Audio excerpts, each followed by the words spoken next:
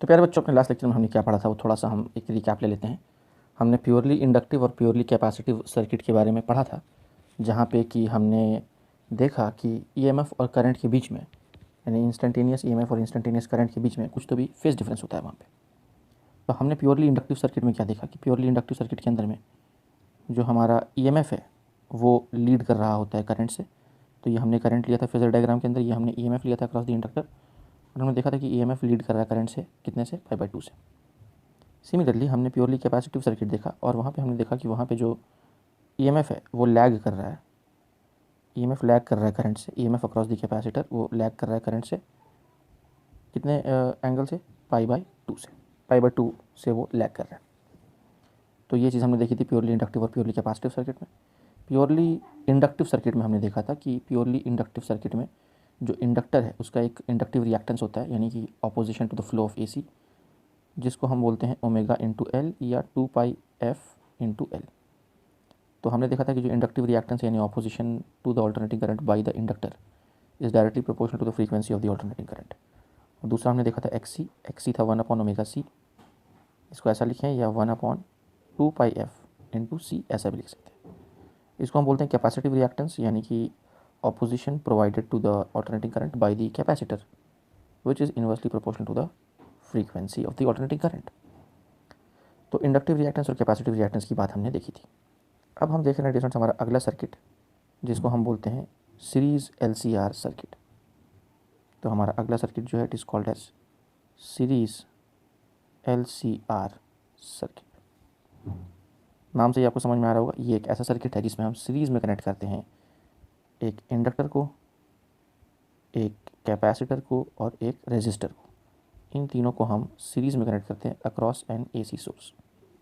तो ये हमारा इंडक्टर है तो इसका कुछ सेल्फ इंडक्टेंस होगा L, ये हमारा कैपेसिटर है तो इसका कुछ कैपेसिटेंस होगा C, और ये हमारा रेजिस्टर है तो इसका कुछ रेजिस्टेंस होगा R। अभी जो हमारा इंडक्टर है, इंडक्टर के अक्रॉस जो हमारा EMF होगा उसको हम बोल सकते हैं EL, कैपेसिटर के अक्रॉस जो हमारा EMF होगा उसको हम बोल सकते हैं EC, और रेजिस्टर के अक्रॉस जो हमारा पोटेंशियल ड्रॉप होगा यानी EMF होगा उसको हम बोल सकते हैं ER। क्योंकि तीनों सीरीज़ में है तो हम ऐसा मान सकते हैं कि तीनों के अक्रॉस करंट सेम है। अब डिस्टेंस आपको अगर मैं फेजर डायग्राम याद दिलाऊं प्योरली रेजिस्टिव सर्किट का, देखिए ये पहला डायग्राम तो प्योरली इंडक्टिव सर्किट का है, दूसरा डायग्राम जो है प्योरली कैपेसिटिव सर्किट का है। अगर मैं प्योरली रेजिस्टिव सर्किट आपको याद दिलाऊं तो प्योरली रेजिस्टिव सर्किट में क्या हुआ था, प्योरली रेजिस्टिव सर्किट में करंट और EMF के बीच का जो फेज डिफरेंस था वो ज़ीरो था। तो हमने फेजर डायग्राम उसका कुछ इस प्रकार से ड्रॉ किया था, I और E के बीच का एंगल ज़ीरो है, मतलब दोनों के बीच का फेज डिफरेंस जो है वो ज़ीरो है, ये हमने देखा था। तो अभी हम क्या करने वाले हैं, this was the EMF across the resistor, ER था ये, है ना, EMF across the resistor, this is EMF across the inductor and this is EMF across the capacitor. तो अब हम क्या करने वाले हैं, इन तीनों फेजर डायग्राम को कंबाइन करने वाले हैं। तो उसको कंबाइन करने से पहले मैं आपको एक बात बता दूं, यहाँ पे EMF अक्रॉस द इंडक्टर जो होगा वो होगा I into XL, EMF across the capacitor जो होगा वो होगा I into XC, V equal to IR होता है, उसी तरह से हम इसको लिख रहे हैं। Similarly EMF across the resistor जो होगा वो होगा I इंटू R, इस तरह से हम इसको लिख सकते हैं। तो करंट मैंने देखिए आप सेम रखा है, तीनों केस में करंट इज़ I और बाकी XL, XC और R हमने वहाँ पे लिया। अब यहाँ पर डियर स्टूडेंट्स हमें किसी एक को बड़ा मानना पड़ेगा, XL और XC में से किसी एक को, कोई भी एक बड़ा हो सकता है उसमें से। तो हम मान लेते हैं कि XL बड़ा है XC से, तो वही मैं यहाँ पे लिख रहा हूँ कि let XL be greater than XC, this implies that EL will be greater than EC। तो हम ऐसा मान रहे हैं कि EL और EC में से EL बड़ा है, ठीक है। तो इस आधार पे अगर हम एक फेज़र डायग्राम बनाएं तो हमारा फेज़र डायग्राम कैसा बनेगा, आइए देखते हैं। तो मैं इस तरह से बना रहा हूँ डिस्टेंस, तो मैं तीनों के फेज़र डायग्राम को सुपर इम्पोज कर रहा हूँ, यानी कि जो आपको तीन फेज़र डायग्राम्स यहाँ पे दिख रहे हैं इन तीनों फेज़र डायग्राम्स को मैं सुपर इम्पोज कर रहा हूँ आपस में। तो आप एक चीज़ देखिए कि इन तीनों में हमने एक्स एक्सिस पे किसको रखा है, करंट को रखा है। तो अभी मैं क्या कर रहा हूँ कि यहाँ पे एक्स एक्सिस ले रहा हूँ और एक्स एक्सिस पे मैं रख रहा हूँ करंट। तो ये रहा हमारा एक्स एक्सिस, एक्स पे मैंने रखा करंट। इधर हमारा क्या है डिस्टेंस, इधर हमारा है EL और नीचे हमारा क्या है, नीचे हमारा है EC। तो अगर आप ध्यान से देखें तो मैंने ये EC का जो एरो है वो छोटे साइज़ का बनाया है और EL का एरो थोड़ा बड़े साइज़ का बनाया है। क्यों? क्योंकि हमने ऐसा माना है कि EL बड़ा है EC से। ठीक है, तो उम्मीद आपको ये बात समझ में आ रही होगी। और एक और ये है हमारा यहाँ पे ये वाला ये ER है। तो देखिए इस तरह से मैंने प्योरली रेजिस्टिव, प्योरली इंडक्टिव और प्योरली कैपेसिटिव के जो फेजर डायग्राम्स हैं उन सबको मैंने सुपर इम्पोज कर दिया। ठीक है, तीनों में करंट को सेम मानते हुए। अब यहाँ पर प्यारे बच्चों अगर हम ध्यान से देखें तो हमने EL को बड़ा माना है EC से। तो जब EL और EC का हम रिजल्टेंट लिखेंगे तो इनका रिजल्टेंट क्या होगा? ऊपर की ओर होगा, क्योंकि ऊपर वाला बड़ा है और नीचे वाला छोटा है। तो इनका रिजल्टेंट मैं कुछ इस प्रकार से ड्रॉ कर रहा हूँ। तो ये है डियर स्टूडेंट्स इनका रिजल्टेंट, और इस रिजल्टेंट को मैं बोल रहा हूँ EL माइनस EC, बड़ा माइनस छोटा, EL माइनस EC। ये हमारा रिजल्टेंट है EL और EC का। तो EL और EC का रिजल्टेंट ये हो गया। और अब मुकाबला किसके किसके बीच में है?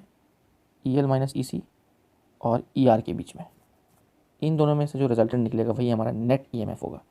यानी बेसिकली यहाँ पे 3 EMF है, तीनों के बीच में यहाँ पे जंग चल रही है। और वो कौन कौन है? EL है, EC और ER है। इन तीनों के बीच में ना एक मैच है, एक जंग है इनके बीच में। तो पहले हमने मुकाबला करवाया EL और EC का, तो इसमें जो है वो जीत मिली EL को। तो जो हमारा रिजल्टेंट मिला वो EL माइनस EC मिला। अब EL माइनस EC को हम ER के साथ कंपेयर करेंगे और वहाँ पे इन दोनों का जब हम रिजल्टेंट निकालेंगे तो पैरेललोग्राम लॉ आपको पता ही है, फेजर डायग्राम के अंदर ये वेक्टर्स के रूप में हम रिप्रेजेंट कर रहे हैं इन सभी फिजिकल क्वांटिटीज़ को। तो यहाँ पर जब मैं नेट EMF ड्रॉ करूँगा तो नेट EMF मैं कुछ इस प्रकार से ड्रॉ करूँगा। तो ये हमारा रिजल्टेंट EMF इन तीनों का, यानी EL, EC और ER का जो रिजल्टेंट EMF है वो E है। तो यहाँ पर मैं E को क्या लिख सकता हूँ स्टूडेंट्स? अगर आप ये राइट एंगल ट्रायंगल देखें, ये वाला राइट एंगल ट्रायंगल आप अगर देखें तो इस राइट एंगल ट्रायंगल में मैं E स्क्वायर को क्या लिख सकता हूँ? क्या मैं लिख सकता हूँ कि E square is nothing but, देखिए ये EL माइनस EC है, मतलब ये भी EL माइनस EC होगा, ऑपोजिट साइड ना, मतलब ये EL माइनस EC तो ये भी EL माइनस EC।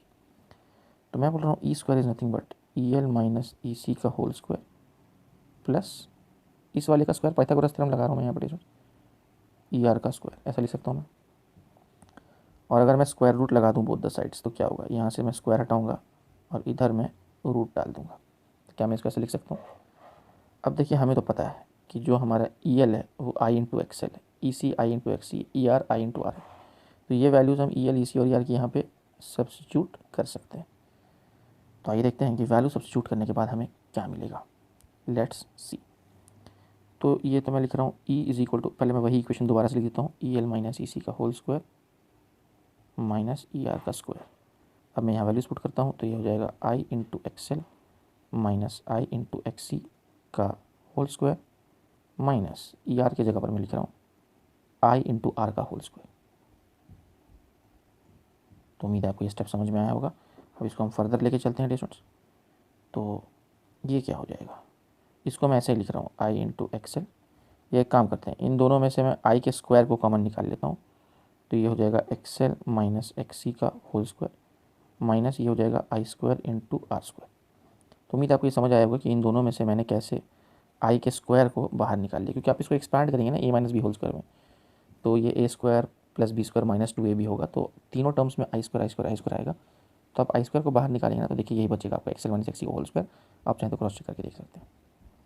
अब ये यहाँ पे दो टर्म्स हमको दिख रहे हैं, मतलब एक ये वाला टर्म, एक ये वाला टर्म। इन दोनों में से मैं I स्क्वायर को कॉमन निकाल के रूट के बाहर भेज सकता हूँ, तो बाहर I बन के निकल जाएगा।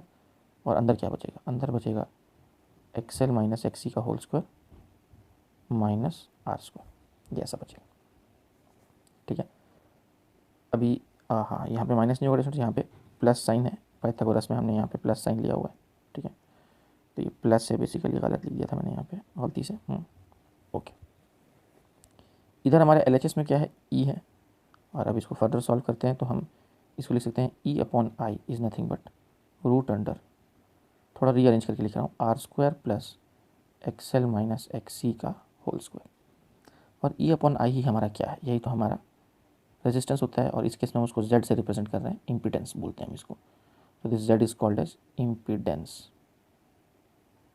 इम्पीडेंस। ठीक है, फॉर्मूला लिखता हूँ इसका, root under R square plus XL minus XC का होल स्क्वायर।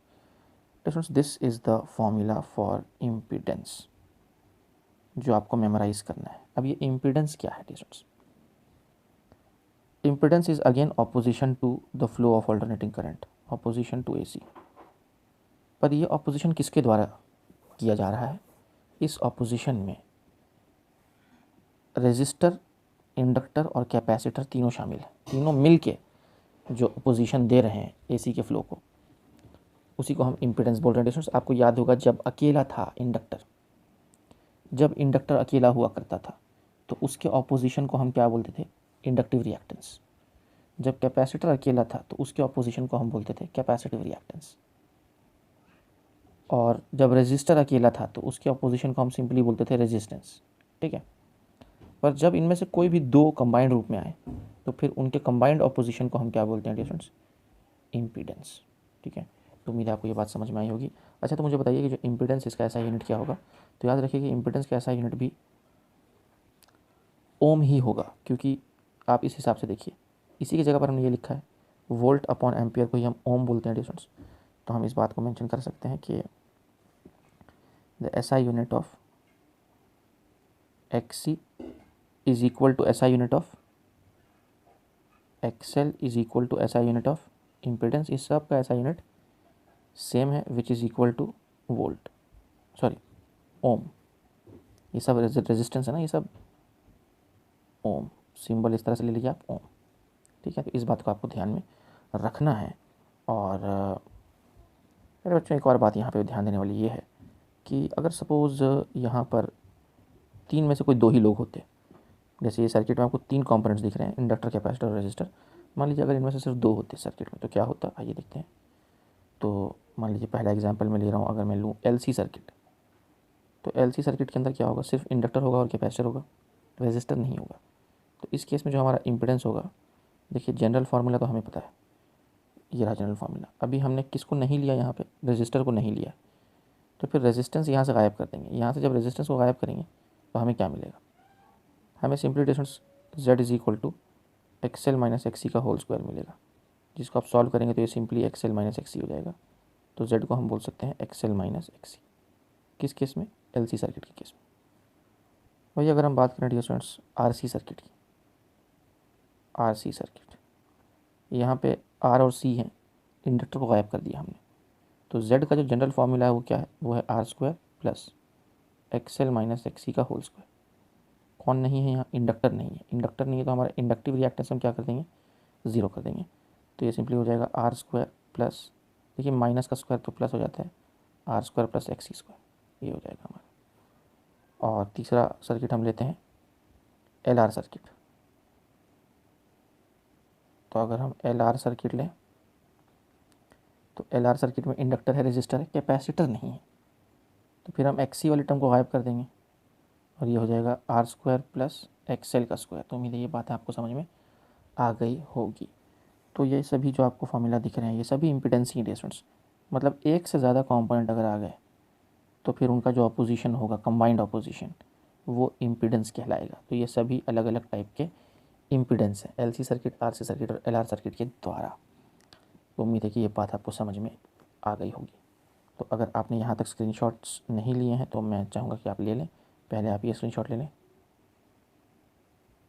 कॉपी कर लें अगर कॉपी कर सकते हैं तो, पॉज करके आप ये कॉपी कर लें, और फिर एक बार ये हो जाए तो पॉज करके फिर आप ये कॉपी कर लें, और फिर आप पॉज करके ये कॉपी कर लेंगे डिस्टेंस। उसके बाद फिर हम कुछ और चर्चा यहाँ पे करते हैं। तो बच्चों अगर ये सीरीज़ एलसीआर सर्किट के जो फेज़र डायग्राम बना है इसको अगर हम ध्यान से देखें तो यहाँ हमें क्या पता चल रहा है? हमें पता ये चल रहा है कि जो हमारा यहाँ पे करंट है और जो हमारा नेट ईएमएफ है उनके बीच में कुछ तो फेज़ डिफरेंस है। और अगर इसको मैं अच्छे से एरो के साथ बनाऊँ तो मैं इस तरह से दिखा रहा हूँ, मान लीजिए इसको कुछ तो भी एंगल फाई बोल देते हैं। तो हम देख रहे हैं कि यहाँ पे ईएमएफ जो है वो लीड कर रहा है करंट से, कितने एंगल से? फाई एंगल से। पर ये तब की बात है जब हमने ईएल को बड़ा माना है ईसी से, तभी ऐसा हो पाया। अगर हम इसका उल्टा लेते, यानी अगर हम ईसी को बड़ा लेते ईएल से, तो फिर हमारा जो ये नेट ईएमएफ है वो उधर नहीं बन के वो इधर बनता, और उस केस में फिर हमारा नेट ईएमएफ जो है वो करंट से लैग करता। यानी ईएमएफ करंट से लैग भी कर सकता है और ईएमएफ करंट से लीड भी कर सकता है, डिपेंडिंग कि ईएल और ईसी में से कौन बड़ा है, ईएल और ईसी में से कौन बड़ा है और कौन छोटा है, उसी पर डिपेंड करेगा कि ईएमएफ लीड करेगा, जैसे इस केस में लीड कर रहा है, या लैग करेगा। तो इस तरह की बात है। तो यहाँ से फिर हम ईएमएफ और करंट के जनरल एक्सप्रेशंस लिख सकते हैं, जैसे कि हम लिख सकते हैं कि EMF is nothing but E not sine omega T plus minus five, क्योंकि ईएमएफ लीड भी कर सकता है, लैग भी कर सकता है। सिमिलरली हम करंट के लिए भी लिख सकते हैं I is equal to I not sine omega T plus minus five, क्योंकि करंट भी लीड भी कर सकता है और लैग भी कर सकता है। इस तरह से हम जनरल एक्सप्रेशंस भी उनके लिख सकते हैं। यही नहीं प्यारे बच्चों, हम चाहें तो हमारा एंगल भी कैलकुलेट कर सकते हैं। अगर हम ये एंगल फाई निकालना चाहें कि भाई आखिर कितने एंगल से वो ईएमएफ लीड कर रहा है या लैग कर रहा है, तो वो हम कैसे निकाल सकते हैं। तो कुछ नहीं डिस्टेंस, हम यहाँ पे साइन फाई निकाल सकते हैं, कॉस फाई निकाल सकते हैं या टैन फाई निकाल सकते हैं। तीनों में से कोई भी ट्रिग्नोमेट्रिक रेशियो हम यहाँ पे ले सकते हैं। मान लीजिए अगर मैंने टैन फाई लिया, तो टैन फाई क्या होगा मैं लिख के बताता हूँ। तो हम यहाँ से बोल सकते हैं कि tan phi is nothing but opposite. Opposite में ये है, ये क्या है, ई एल माइनस ई सी है, तो ई L minus E C upon adjacent, और एडजेसेंट में हमारा कौन है, ये हमारा एडजेसेंट है। देखिए ईएमएफ वाला डायग्राम ले रहे हैं, तो सब सारी ईएमएफ की वैल्यूज़ लेनी पड़ेंगी हमें, ठीक है। तो ट्रायंगल में सारे साइड्स ईएमएफ रिप्रेजेंट कर रहे हैं, ठीक है। तो या तो हम tan फाई को ऐसे लिखें E L minus E C upon R, या नहीं तो एक मेथड और है, हम इसको ऐसे भी लिख सकते हैं, ई एल को हम आई इंटू एक्स एल लिख सकते हैं, ई सी को हम आई इंटू एक्स सी लिख सकते हैं, और ई आर को हम आई इंटू आर लिख सकते हैं। तो यहाँ पे आई आई आई कैंसिल हो जाएगा, और इसको हम X L minus X C upon R बोल सकते हैं। तो हम tan फाई को इस तरह से भी लिख सकते हैं। तो फिर यहाँ से हम फाई निकाल सकते हैं, phi is tan inverse of X L minus X C upon R, इसको हम इस तरह से भी लिख सकते हैं। तो उम्मीद है कि ये बात आपको समझ में आई होगी, ठीक है। तो इस तरह से आप चाहें तो वो फेज़ डिफरेंस भी निकाल सकते हैं, नेट ईएमएफ और करंट के बीच का जो फेज़ डिफरेंस है वो भी आप यहाँ से फाइंड आउट कर सकते हैं। तो ये एक बात थी जो आपको ध्यान में रखनी है। तो चलिए हम आगे बढ़ते हैं, और अब हम बात कर रहे हैं पावर इन एसी सर्किट। तो जब भी हम बात करते हैं पावर इन एसी सर्किट की, तो पहले तो हम पावर को डिफाइन कर लेते हैं डिस्टेंस। पावर आपको पता है work done per unit time है, और पावर के बेसिकली दो टाइप्स हैं, एक है एवरेज पावर और दूसरा है इंस्टेंटेनियस पावर। तो प्यारे बच्चों, जब हम बात करते हैं एवरेज पावर की, नंबर वन जब हम बात करते हैं पी एवरेज की, तो एवरेज पावर या तो आप ऐसा लिखिए total work done upon total time, है कि नहीं, या नहीं तो इसको इस तरह से भी डिफाइन किया जाता है, वर्क डन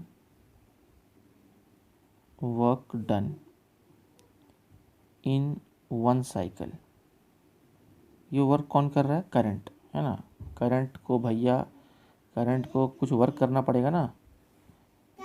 करंट को जो है वो रेजिस्टर के अगेंस्ट, कैपेसिटर के अगेंस्ट, इंडक्टर के अगेंस्ट करंट को कुछ वर्क करना पड़ता है। करंट यूं ही नहीं फ्लो हो पाता। करंट को आगे बढ़ते रहने के लिए, उसको बहते रहने के लिए सारे जो जितनी भी ऑपोजिशंस आ रहे हैं उनके विरुद्ध उसको लड़ना पड़ता है और आगे बढ़ना पड़ता है, तो उसको कुछ वर्क करना पड़ता है। तो work done in one cycle upon time taken for one cycle, तो upon time taken, hi baby, upon time taken for one cycle, ठीक है। इस तरह से भी हम एवरेज पावर को डिफाइन कर सकते हैं। और यही नहीं प्यारे बच्चों, हम चाहें तो एवरेज पावर को इस तरह से भी लिख सकते हैं, integration of P D T upon integration of D T. और अगर एक कंप्लीट साइकिल की बात कर रहे हैं तो टाइम की लिमिट हम 0 से t और यहाँ भी 0 से t दे सकते हैं। ये आपको मैंने सिखाया भी है, जैसे कि एवरेज वेलोसिटी के लिए integration V D T upon integration of D T, अगर वेलोसिटी टाइम का फंक्शन है तो, है ना। सिमिलरली एवरेज एक्सीलरेशन के लिए मैंने बताया है integration of A D T upon integration of D T. आपने वो एपिसोड देखा होगा, how to calculate average using integration, तो वो मैंने बताया हुआ है। और आप एक दूसरा मेथड ये भी आप ध्यान से देखें तो इंटीग्रेशन पी डी टी कहीं ना कहीं हमें क्या देता है, वर्क डन देता है ना। क्योंकि हमको पता है कि पावर क्या होता है, इंस्टेंटेनियस पावर होता है D W upon D T. तो यहाँ से पी इंटू डी टी हमको क्या देगा, उसको इंटीग्रेट करेंगे तो हमको कहीं ना कहीं वर्क डन मिल रहा है ना एक्चुअली। तो उम्मीद है कि आप ये पूरी बात समझ रहे होंगे, ठीक है। तो ये भी एक फॉर्मूला है जिसके थ्रू हम एवरेज पावर कैलकुलेट कर सकते हैं। अब चलिए हम थोड़ी सी बात कर लेते हैं इंस्टेंटेनियस पावर की। और जब हम बात करेंगे डियर स्टूडेंट्स इंस्टेंटेनियस पावर की, इंस्टेंटेनियस पावर,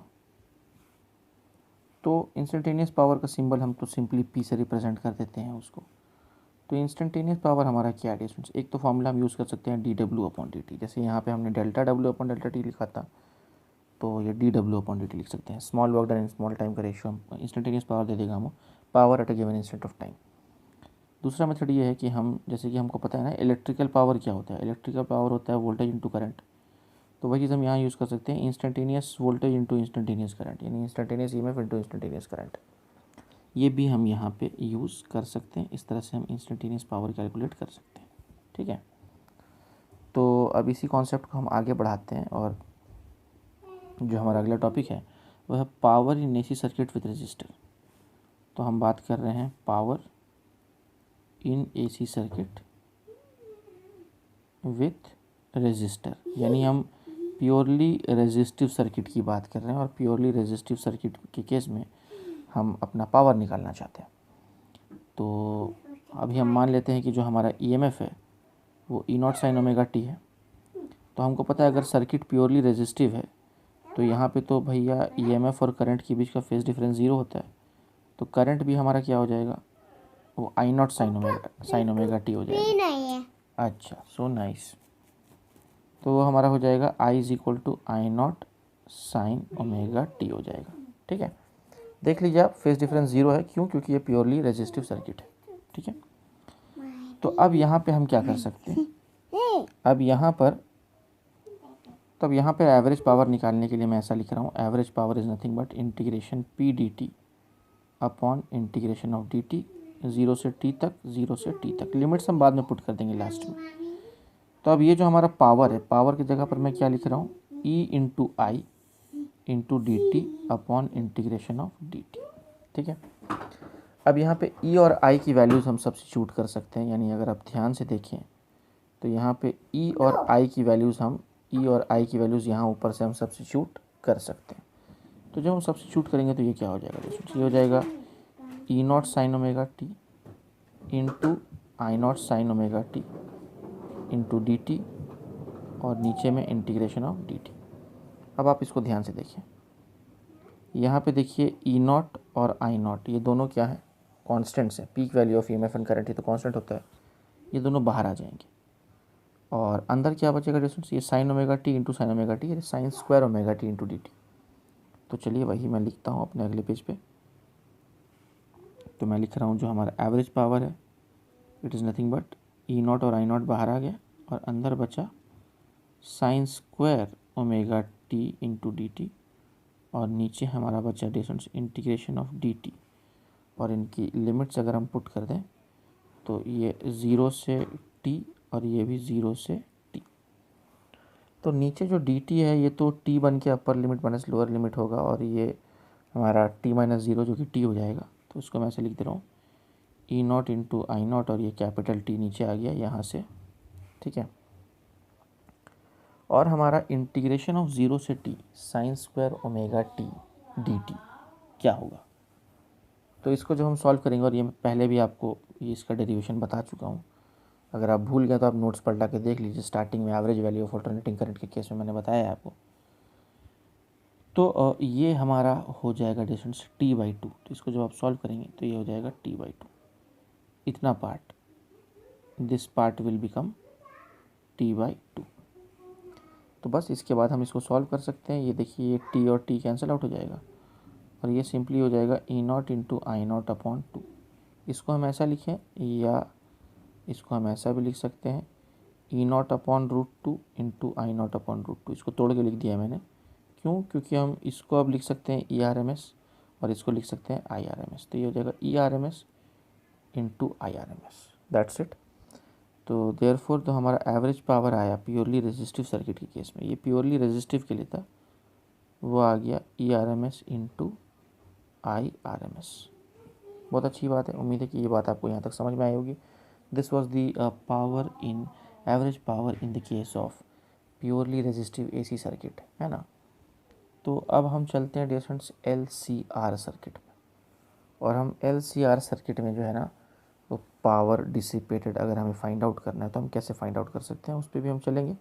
उसके पहले अगर आपने कॉपी डाउन नहीं किया तो आप ये कॉपी कर लें। अच्छा एक मिनट, आपने हाँ यहाँ से कॉपी करना है आपको, तो आप ये कॉपी कर लें, और फिर एक बार ये कॉपी हो जाए तो फिर आप ये कॉपी कर लें, और एक बार ये कॉपी हो जाए तो फिर आप ये कॉपी कर लें, और एक बार ये कॉपी हो जाए तो फिर उसके बाद आप ये कॉपी डाउन कर लेंगे डियर स्टूडेंट्स। ठीक है, तो चलिए फिर हम आगे बढ़ते हैं। तो बच्चों अब हम देख रहे हैं पावर इन LCR सर्किट। अगर इंडक्टर, कैपेसिटर, रेजिस्टर तीनों भी आ जाएं तब हम पावर कैसे निकाल पाएंगे, एवरेज पावर अगर हमें निकालना हुआ तो हम कैसे निकाल पाएंगे, आइए देखते हैं। तो उसके लिए मैं क्या कर रहा हूँ, हमारा EMF की कुछ वैल्यू हमें लेनी पड़ेगी। तो EMF को मैं बोल देता हूँ E0 sin ओमेगा टी, और करंट की भी कुछ वैल्यू हमें लेनी पड़ेगी। तो करंट की वैल्यू, करंट या तो लीड कर सकता है या लैग कर सकता है। जैसे कि हमने देखा कि EL और EC कौन बड़ा है, उसके आधार पे कोई भी एक इनमें से लीड कर सकता है या लैग कर सकता है। तो मैं इसको omega T plus minus five कर देता हूँ। प्लस माइनस का मतलब है कि ये लीड भी कर सकता है, लैग भी कर सकता है। प्लस फाइव होगा तो लीड करेगा, माइनस फाइव होगा तो लैग करेगा EMF से वो। ठीक है, तो ये मैंने EMF और करंट की वैल्यूज चूज़ कर ली है इस तरह से। और अगर मैं यहाँ पे पावर लिखूँ, इंस्टेंटेनियस पावर, तो वो E इंटू आई होगा, और जब मैं E इंटू आई करूँगा तो ये मेरा हो जाएगा E0 इंटू I0, और ये साइन ओमेगा टी इंटू ये हो जाएगा sign omega T plus minus 5, इस तरह से हो जाएगा। ठीक है, अब अगर आप एक मिनट, सॉरी एरो गलत कर दिया मैंने, ये ब्रैकेट गलत पुट कर दिया है, ये इस तरह से मैं इसको लिख सकता हूँ। तो अब हम इसको फर्दर एक्सपांड करके लिख सकते हैं डिफरेंस। एक्सपांड करके अगर हम इसको लिखेंगे तो ये हो जाएगा E0 इंटू I0, ये हो जाएगा साइन ओमेगा टी, और यहाँ पे साइन A प्लस बी का फॉर्मूला लगाएंगे। तो साइन A कॉस बी यानी कि sine omega T into cos five plus minus cos A sine B यानी कि cos omega T into sine five. ठीक है, उम्मीद है ये बात आपको समझ में आई होगी। अब हम क्या करने वाले हैं, यहाँ पे ये जो हमें साइन ओमेगा टी दिख रहा है इसको हम इस वाले टर्म से मल्टीप्लाई करेंगे, और फिर इसको ही हम इस वाले टर्म से भी मल्टीप्लाई करेंगे, और फिर देखते हैं ये क्या हो जाएगा। तो आइए मैं अगली स्टेप लिखता हूँ यहाँ पे। तो ये कुछ इस प्रकार से हो जाएगा E0 इंटू I0, और अब ये अंदर जाएगा तो ये क्या बन जाएगा, ये बन जाएगा different sign square omega T into cos five plus sign omega T into cos omega T into sine five, ये इस तरह से बन जाएगा। तो इसको फ़िलहाल मैं यहीं छोड़ देता हूँ। ये हमारा क्या आ गया है, इंस्टेंटेनियस पावर आ गया है। अब हमें निकालना क्या है, हमें एवरेज पावर निकालना है यहाँ पे। तो एवरेज पावर निकालने के लिए हम क्या करेंगे, हमारा फॉर्मूला तो हमें पता ही है कि P एवरेज जो है nothing but integration P D T upon integration of D T, और ये 0 से T तक, ये भी 0 से T तक। तो देखिए ये जो नीचे का हिस्सा है ये तो हमारा कैपिटल T बन जाएगा, तो उसको पहले ही मैं कैपिटल T बना के नीचे लिख देता हूँ। तो ये हमारा कैपिटल T आ गया। अब ऊपर आप ध्यान से देखिए प्यारे बच्चों, बहुत ध्यान से देखेंगे, ये हमारा P है, P is nothing but E into I, और वो E इंटू आई जो है वो ऑलरेडी हम सॉल्व करके P की वैल्यू यहाँ निकाल चुके हैं। तो ये वाली वैल्यू उठानी है हमें और वो P की जगह पर पुट कर देनी है। तो आप देखिए E0 और I0 बाहर आ जाएंगे, तो वही मैं यहाँ पे कर रहा हूँ, E0 बाहर ले लिया, I0 बाहर ले लिया, और अंदर हमारा क्या बचेगा, इंटीग्रेशन ऑफ ये पूरा का पूरा टर्म, ये बड़े वाले ब्रैकेट के अंदर जितना है ना, ये हमारा अंदर बचेगा। यहाँ पर आप ध्यान से देखिए तो दो टर्म है, इन दोनों को मैं स्प्लिट करके लिख देता हूँ इंटीग्रेशन साइन के अंदर। तो मैं एक काम करता हूँ, यहाँ ब्रैकेट बनाता हूँ, ये ब्रैकेट बनाया और अंदर मैं इस तरह से स्प्लिट करके लिखता हूँ उसको। तो ये एक काम करते हैं। अब देखिए यहाँ पे ध्यान दीजिए आप, ये जो कॉस फाई है ये हमारा कांस्टेंट है। क्यों? क्योंकि फाई जो हमारा एंगल है कि कितने एंगल से EMF लीड कर रहा है या लैग कर रहा है, कितने एंगल से करंट लीड कर रहा है या लैग कर रहा है, ये जो एंगल फाई है हमारा, ये एक कांस्टेंट वैल्यू होती है इसकी। किसी गिवन LCR सर्किट में ये वैल्यू कांस्टेंट होती है, फाई की वैल्यू, है ना। तो यहाँ पे हमारा कॉस फाई कांस्टेंट है और यहाँ पे हमारा साइन फाई कांस्टेंट है। तो जो कांस्टेंट चीज़ें हैं वो हम इंटीग्रेशन के साइन के बाहर निकाल सकते हैं, तो वही मैं कर रहा हूँ। कॉस फाई को अगर यहाँ से बाहर निकाल देंगे तो अंदर सिर्फ बचेगा sign square omega T into D T. तो वही मैं कर रहा हूँ, यहाँ पे कॉस फाई बाहर निकाल रहा हूँ और अंदर कर रहा हूँ integration of sine square omega T into D T plus अब दूसरा वाला टर्म यानी इस टर्म की हम बात कर रहे हैं, इस टर्म में साइन फाई बाहर आ जाएगा, तो यहाँ पे साइन फाई को बाहर कर देते हैं, नीचे लिखना पड़ेगा distance, 1 minute, plus sine phi को बाहर कर देते हैं और अंदर हमारा क्या बचेगा, अंदर integration of sign omega T into cos omega T into D T. तो इसको हम इस तरह से लिख सकते हैं, ठीक है। तो अब आइए देखते हैं यहाँ पे क्या होगा। अब अगली स्टेप थोड़ी सी क्रिटिकल है, उसको समझ लेते हैं। तो अब यहाँ पे हम इसको इस तरह से लिख सकते हैं डिफरेंस, ये तो एज इट इज़ मैं छाप देता हूँ E not I not upon capital T. और ये देखिए integration of sine square omega T D T है 0 से टी टाइम पीरियड के लिए, हमको पता है इसकी वैल्यू t/2 होती है। तो ये कॉस फाई लिखा मैंने और ये जो इंटीग्रेशन वाला पार्ट है इसकी वैल्यू t/2 लिख दी मैंने। ये वाला प्लस लिख रहा हूँ मैं यहाँ पे, प्लस अगर 0 से टी टाइम पीरियड के लिए हम sign omega T cos omega T को इंटीग्रेट करें तो ये 0 हो जाता है, ये 0 हो जाता है। ये रिजल्ट मैं आपको पहले ही बहुत पहले डिराइव करके दे चुका हूँ, जब मैंने एवरेज वैल्यू आरएमएस वैल्यू ये सब पढ़ाया था ना इसी का, वहाँ पे मैं ये आपको दे चुका हूँ, ठीक है। तो ये इसकी वैल्यू 0 मैं यहाँ पे पुट कर देता हूँ, तो ये हो जाएगा 0। तो अब होगा ये कि यहाँ पे 2 टर्म्स हैं, एक टर्म है ये और एक टर्म है ये, तो ये दूसरा वाला टर्म 0 हो जाएगा यहाँ पे, यानी this entire value will become equal to 0। तो बचेगा क्या अल्टीमेटली, और अगर आप देखें तो ये t और ये t कैंसिल आउट हो जाएगा, तो ये कुछ ऐसा बचेगा, ये देखिए E not into I not upon ये वाला 2, तो ये 2 आ जाएगा और ये कॉस फाई आ जाएगा, ये वाला कॉस फाई, ठीक है। तो ये कुछ इस तरह से हो जाएगा। तो ये क्या हो जाएगा, तो इसको अल्टीमेटली मैं ऐसा लिख रहा हूँ कि P average is nothing but E not upon root 2 into I not upon root 2 into cos of phi, और इसी को हम ऐसा लिख सकते हैं E R M S into I R M S into cos of phi, that's it. तो मैं चलिए देयरफॉर लिख देता हूँ, देयरफॉर जो हमारा पी एवरेज आया एल सी आर सर्किट में वो आया E R M S into I R M S into cos phi. तो ये हमारा जनरल फार्मूला आ गया, ठीक है। अब ये जनरल फार्मूला है, इसको हम हर केस में अप्लाई कर सकते हैं, मैं आपको अप्लाई करके दिखा भी देता हूँ। जैसे मान लीजिए अगर हम बात करें प्योरली रेजिस्टिव सर्किट की, तो प्योरली रेजिस्टिव सर्किट की अगर हम बात करें, प्योरली रेजिस्टिव सर्किट जहाँ सिर्फ और सिर्फ रेजिस्टर है, वहाँ पे हमारा फाई क्या होगा बोलिए, फाई फेज डिफरेंस तो 0 होगा, वहाँ पे हमारा फेज डिफरेंस क्या होता है, 0 होता है। तो पी एवरेज क्या हो जाएगा, ये देखिए कॉस 0 इज़ 1 ना, तो ये सिंपली हो जाएगा E R M S into I R M S, इतना हो जाएगा, जो हम पहले भी डिराइव कर चुके हैं प्योरली रेजिस्टिव सर्किट के लिए। ये देखिए यहाँ पे हमने डिराइव किया था, हेडिंग क्या दिया था, प्योरली रेजिस्टिव सर्किट है ना, ओनली रेजिस्टर था यहाँ पे। तो यहाँ पे हमारा एवरेज पावर क्या आया था, E R M S into I R M S, वही हमारे यहाँ आ गया।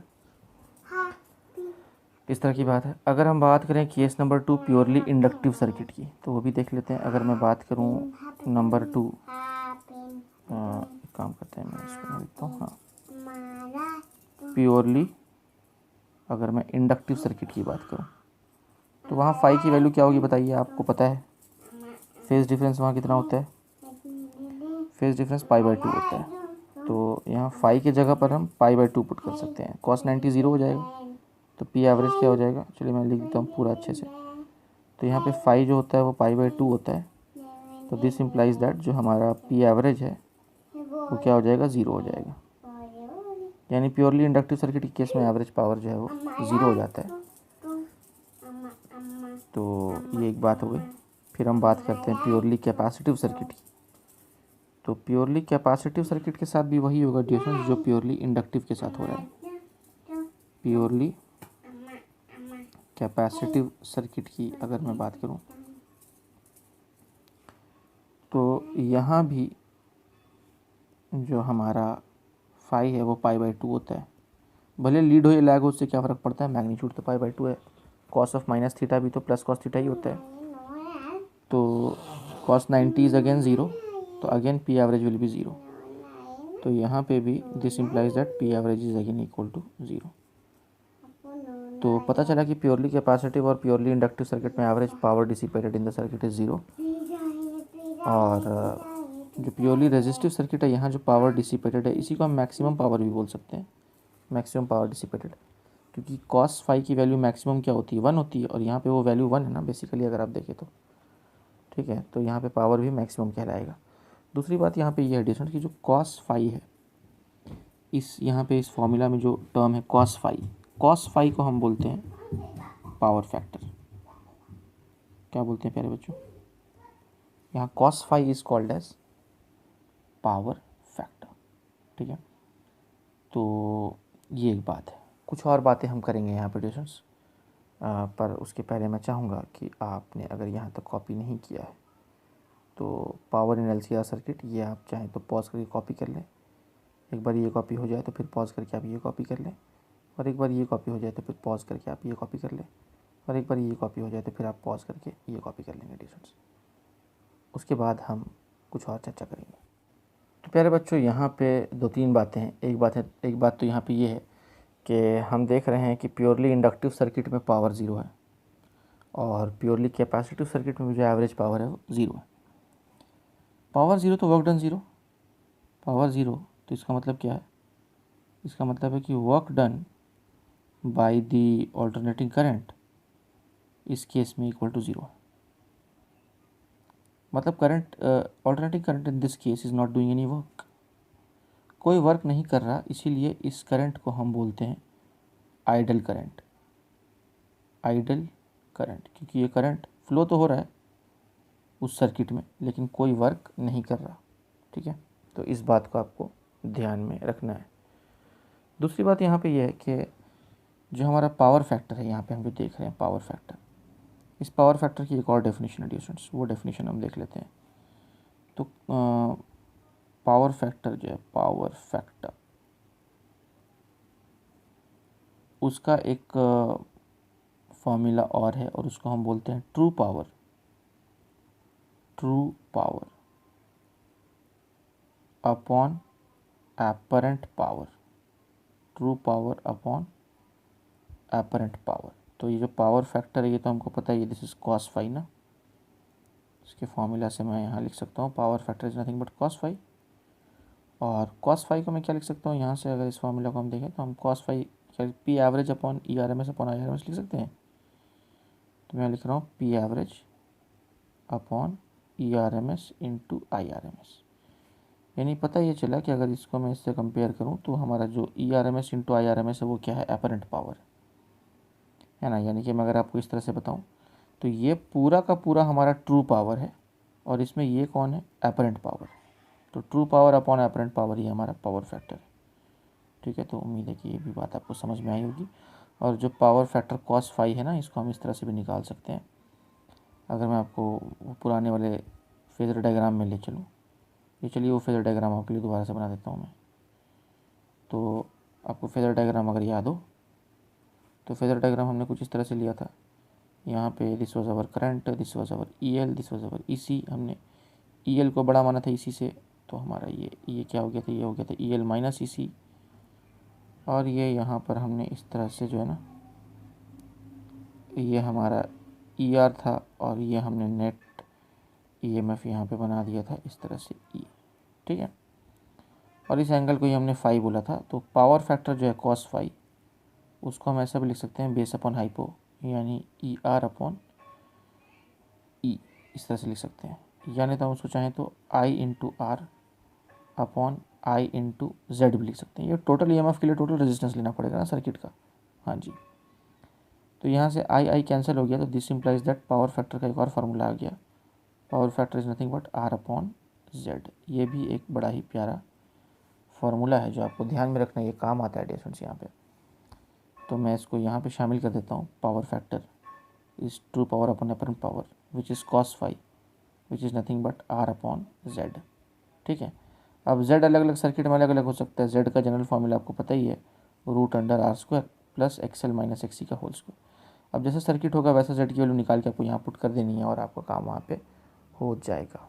ठीक है, तो उम्मीद है कि ये पूरी की पूरी बात आपको समझ में आ गई होगी। अगर यहाँ तक आपने कुछ कॉपी नहीं किया है तो कॉपी कर लीजिए डियर स्टूडेंट्स। ठीक है, ऑलराइट।